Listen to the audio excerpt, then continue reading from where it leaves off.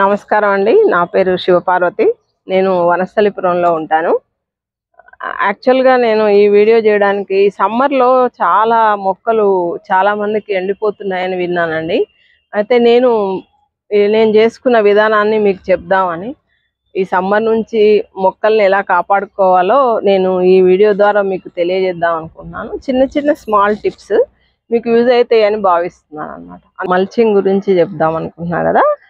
First మనము కొనకుండా mulching ఎలా చేయాలో చెప్తానండి. చూడండి ఒకసారి. ఇంగో ఇది క్యాబేజ్. కొన్ని మొక్కలకి నేను చేశాను అనమాట. సక్సెస్ అయిన తర్వాతే నేను మీకు ఈ వీడియో చేస్తున్నాను. ఇప్పుడు ఇలా ఉండి గట్టిగా అయిపోతున్నాయి మొక్కలు, ఎండిపోయినట్టుగా అవుతున్నాయి. నేను తీసుకున్న విధానం ఏందో చూపిస్తున్నా మీకు. ఫస్ట్ అండి, మన దగ్గరే దొరుకుతుంది వేపాకు, ఎండిపోయింది. దీన్ని తీసుకొని ఈ చుట్టూ ఒక లేయర్ లాగా వేసుకోవాలండి. ఇది యాంటీబయాటిక్, యాంటీ ఫంగల్, మనకి పురుగు రాకుండా కాపాడుతుంది కాబట్టి ఇది ఒక్క లేయర్ వేసేసుకోండి. ఈ లేకపోతే ఎన్ని ఆకులు ఏదైనా వేయొచ్చండి, అది మల్చింగ్ లాగా. ఇంకో చూసారు కదా, ఒక లేయర్ తీసుకున్న తర్వాత ఇది కోకోపీట్ అండి. ఇది వాటర్ రిటెన్షన్. ఇది వాటర్ చూడండి, కోకోపీట్. దీన్ని వేయడం వల్ల ప్లస్ పాయింట్ ఏంటంటే మనకి చెట్టు చచ్చిపోదు. ఇది వాటర్ అబ్జర్వేషన్ ని స్లోగా రిలీజ్ చేస్తుంది వాటర్. ఇది కూడా ఒక లేయర్ వేసుకోండి. దీనివల్ల ఏంటంటే మొక్క సేఫ్టీగా సమ్మర్లో సేవ్ అవుతుంది.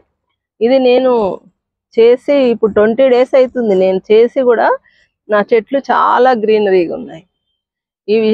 దీన్ని మీ ద్వారా మీకు తెలియజేయాలని నేను ఈ వీడియో తీస్తున్నాను. చూడండి, నేను చేసినవి కూడా మీకు చూపిస్తాను. ఇప్పుడు చూడండి,